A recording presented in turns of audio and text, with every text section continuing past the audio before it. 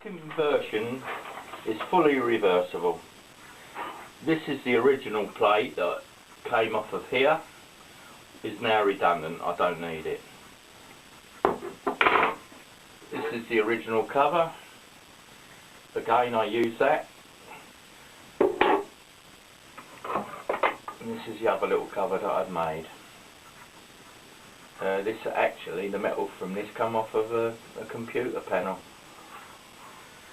This is the gears that this conversion is replacing. This is the motor drive gear, which in turn drives this helical gear, which in turn drives these two gears, high and low gear, which may, with the main spindle, large gears in there. Don't need any of these now. Right, this motor, the revs are given as 5,600. That's a 0 to 5 6 variable speed. The high-low range that I used to have went from 50 up to 1100 on the low range. On the high range it was 100 up to 2200.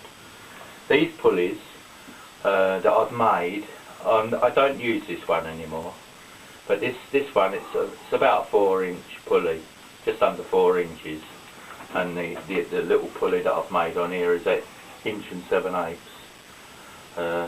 The actual speed I get with them is about from 100 to 2,400, which is a bit more than I used to get with the high range. But in saying that, I don't think I've ever used the machine over about 1,000, 1,100 revs anyway, so it's not a problem.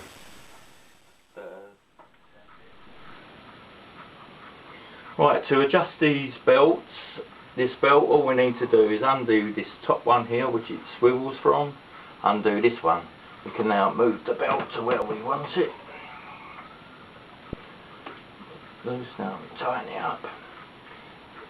Tighten this one. Tighten this one.